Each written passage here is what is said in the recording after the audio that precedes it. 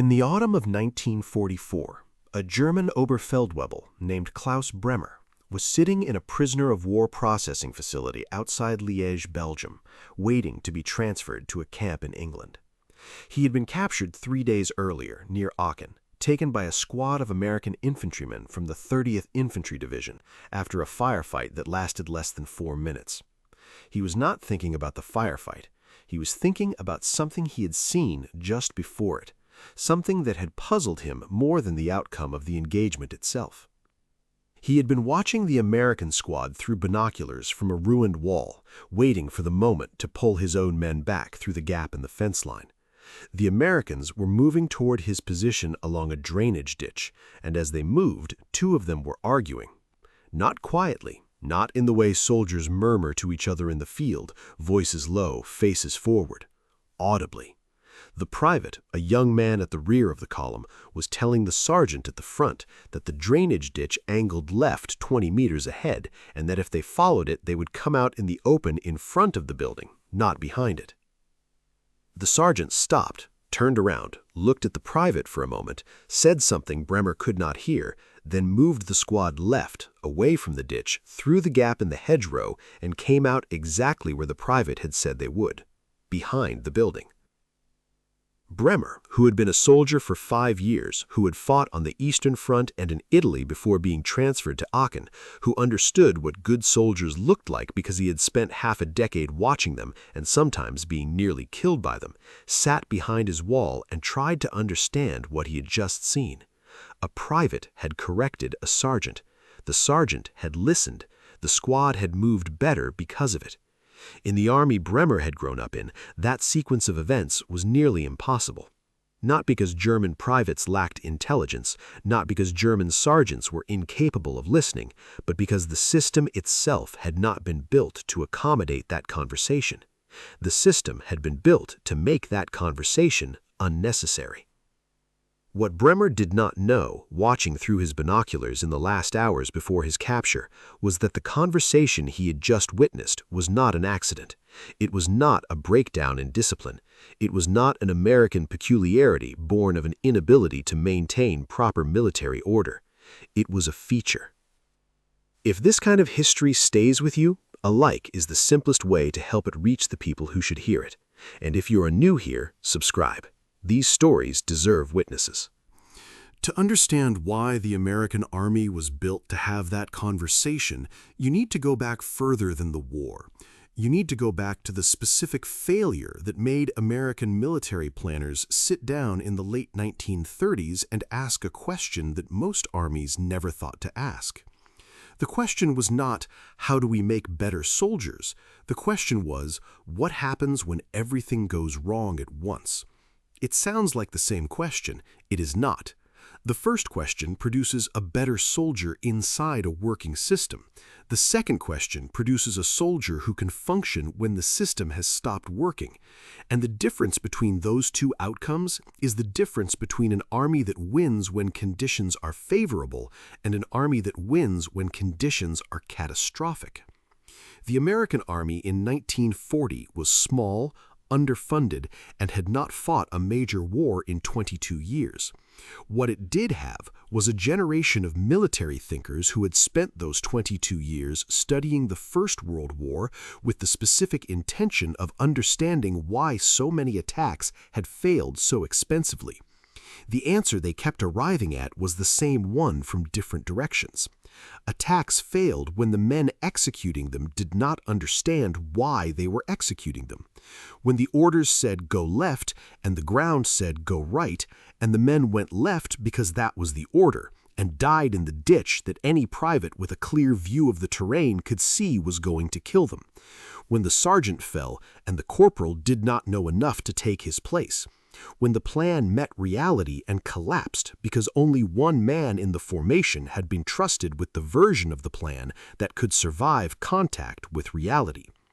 The American Army in 1940 decided to build that distribution deliberately. The mechanism was the 5-paragraph field order. Every American soldier who went through basic training in the Second World War learned to write and receive orders in the same format. Situation. Mission. execution, administration and logistics, command and signal. The first two paragraphs seem obvious. Know what is happening, know what you are supposed to do. Every army taught those. The third paragraph was different. The execution section of an American field order required the issuing officer to explain not just the task, but the purpose behind the task. Not just take that hill, but take that hill because it controls the road junction that the regiment needs to advance by 0600. Not just clear that building, but clear that building because there are civilians sheltering in the basement of the next building and we cannot use supporting fire until they are moved. This seems like a small thing. In the context of military doctrine in 1942, it was a radical act. It meant that every private who received that order knew what success actually looked like, not the execution of a specific movement, but the achievement of a specific purpose. And it meant that if the movement became impossible, if the ditch they were supposed to follow turned out to angle the wrong way, if the building they were supposed to clear had already been cleared by someone else, the private could make a decision. Not about whether to follow orders, about how to serve the purpose those orders were designed to achieve. That is what Bremer had watched from behind his wall. The private had not been disobeying the sergeant. He had been doing exactly what his training had taught him to do.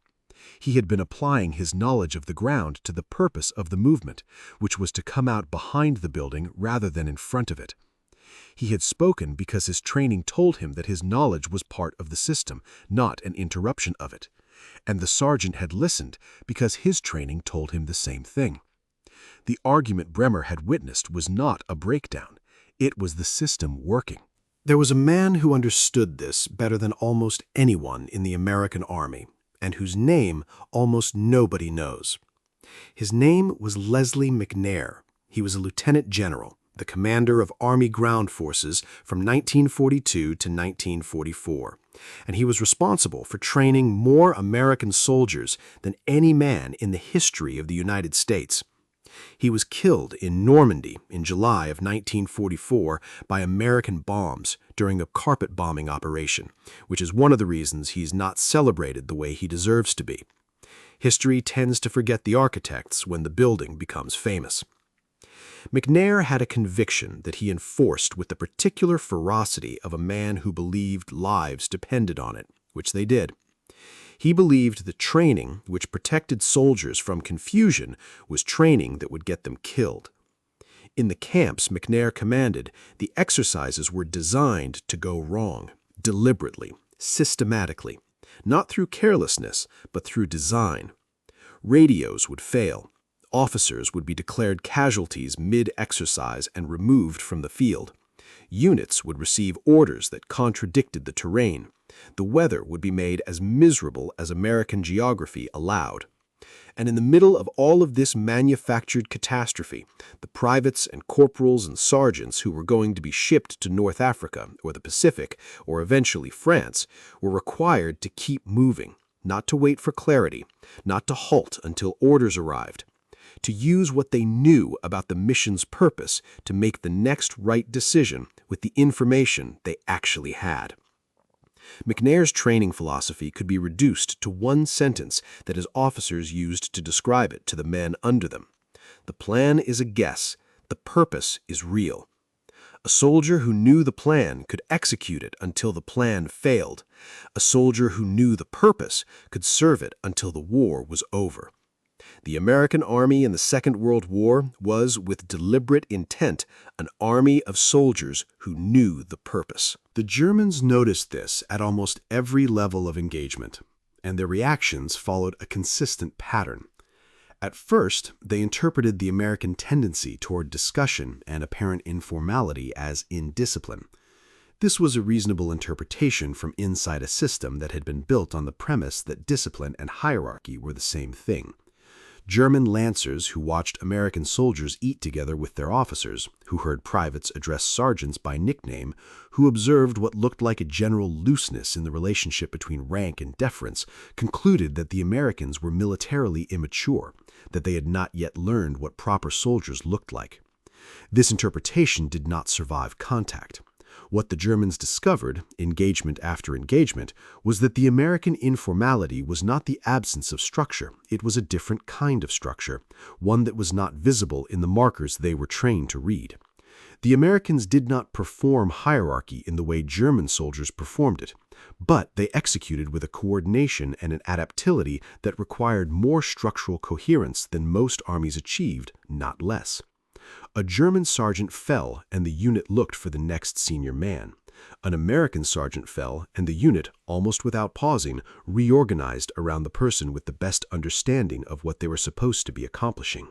Sometimes that was the corporal, sometimes it was a private who had been paying closer attention to the ground than anyone else, sometimes it was the youngest man in the formation who happened to be standing in the right position to see something the others could not. The German system selected for rank. The American system selected for knowledge.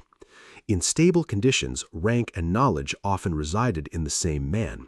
In combat, where conditions were rarely stable and the men with rank were frequently the first ones targeted, the American system had an advantage so consistent that German after-action reports began noting it with the weary specificity of men cataloging a recurring problem they had not found a solution to. One report from the regiment of the 12th SS Panzer Division in the autumn of 1944 described American small unit behavior in terms that would have been incoherent in any German training manual.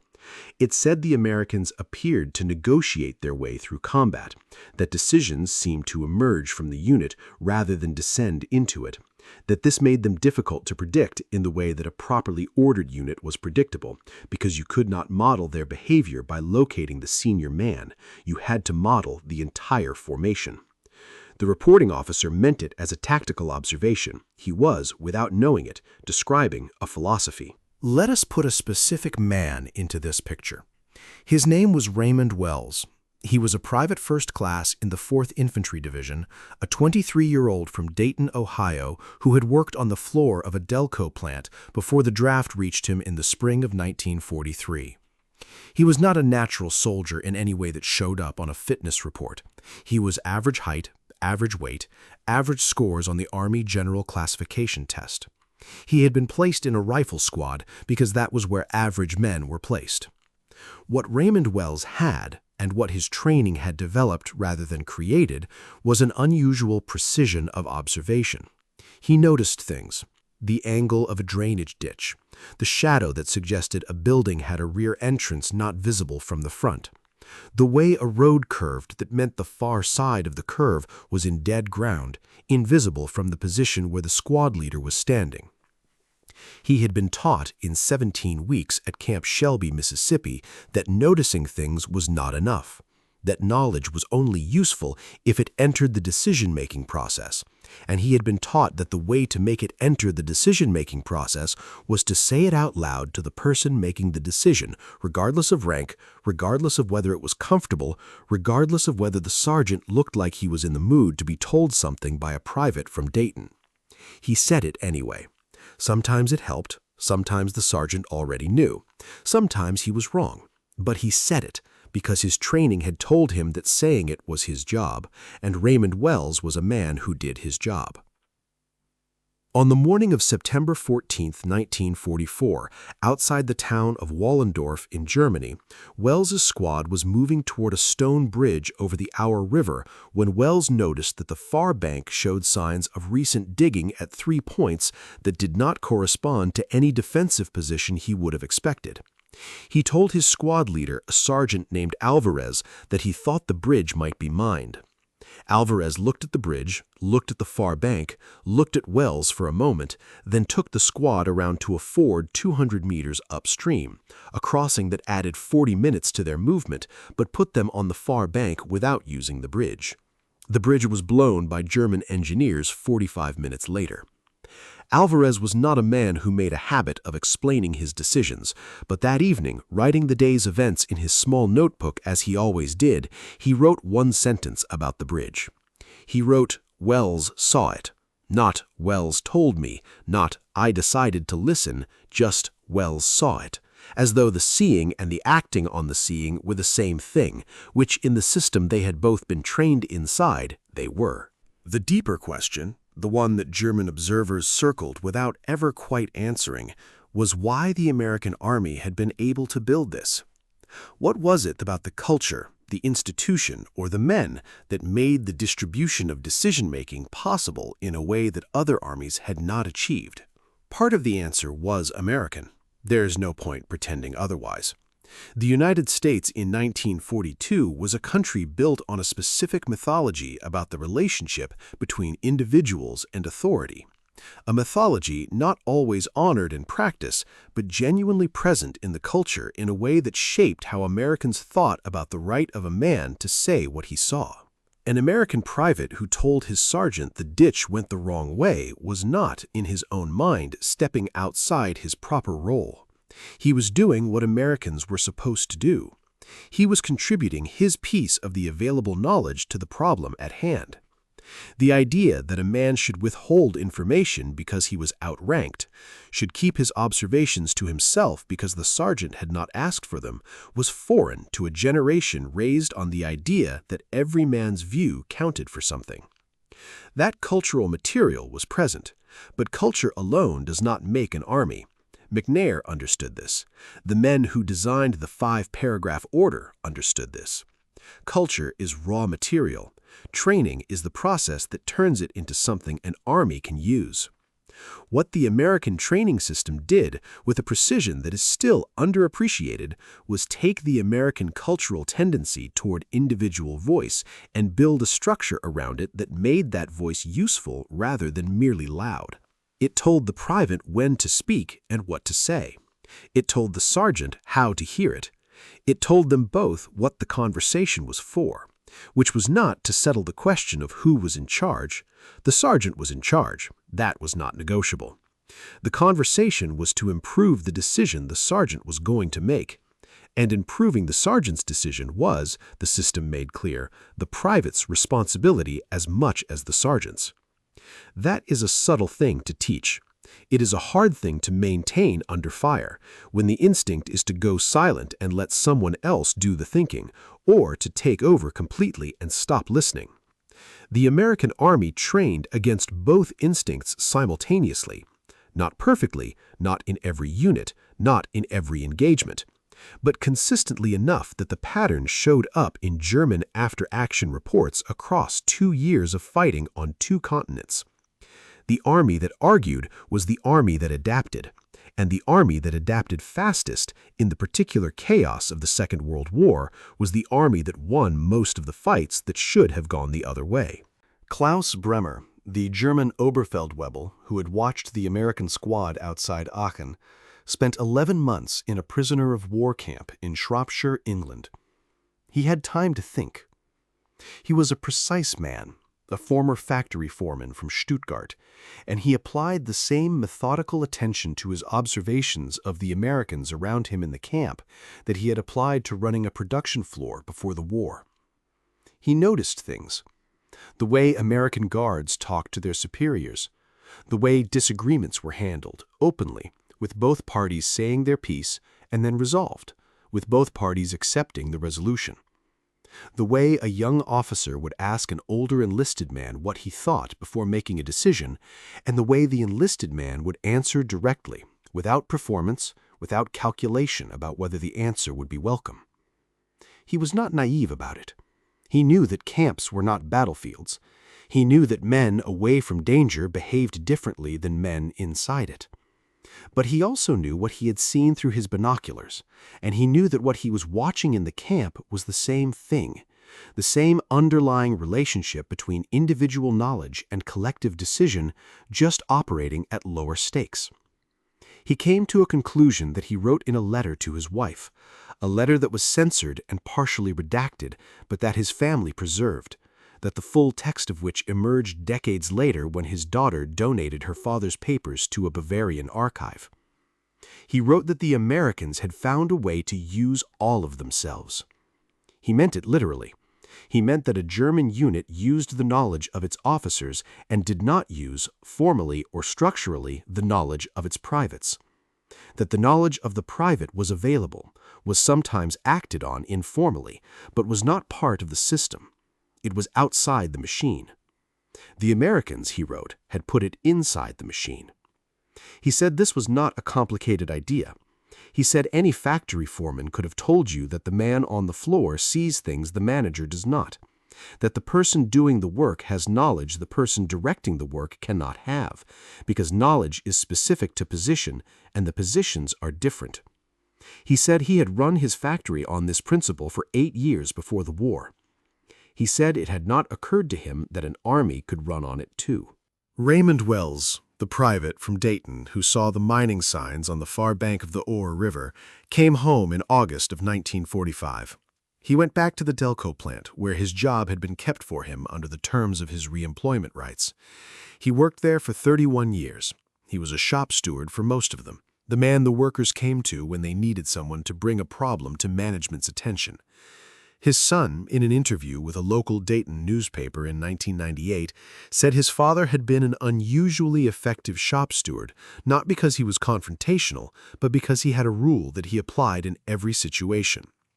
He said his father always told the men the same thing when they came to him with a problem.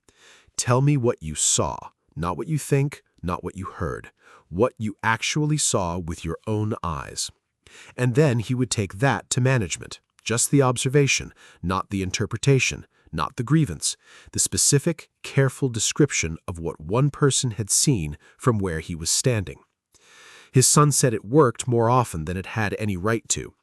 He said his father told him once that he had learned it in the Army, that somebody had taken the time to explain to him that an observation is only useful if it reaches the person making the decision, that you are responsible for making sure it does.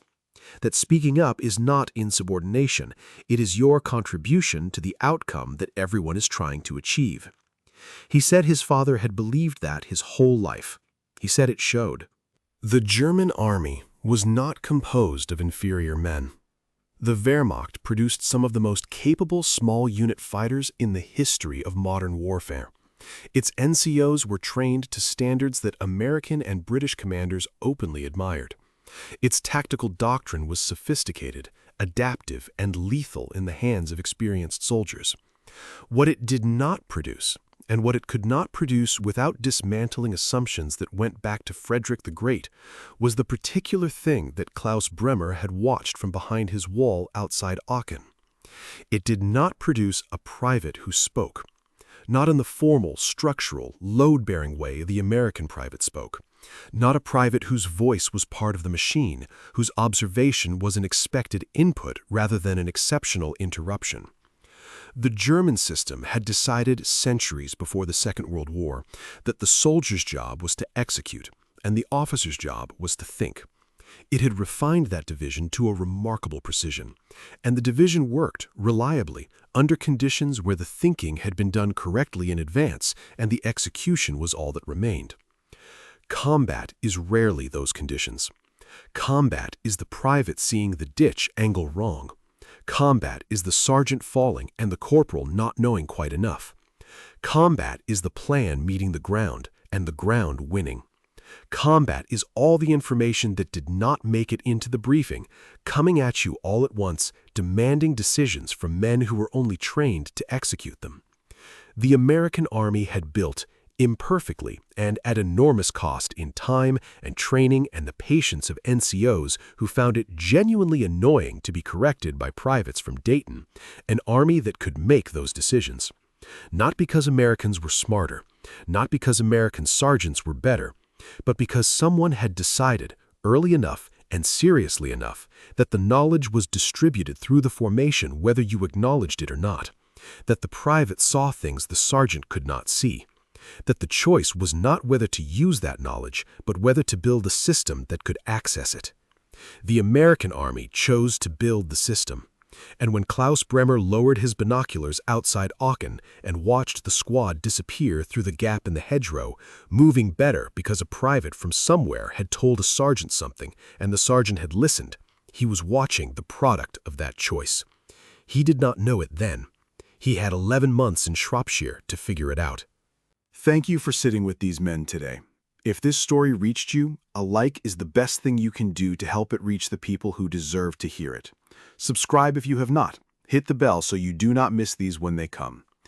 I want to know where you are watching from today, and if you had someone in your family who served in the Second World War, a grandfather, a great-uncle, a neighbor whose name you grew up hearing at the dinner table. Tell me about them below.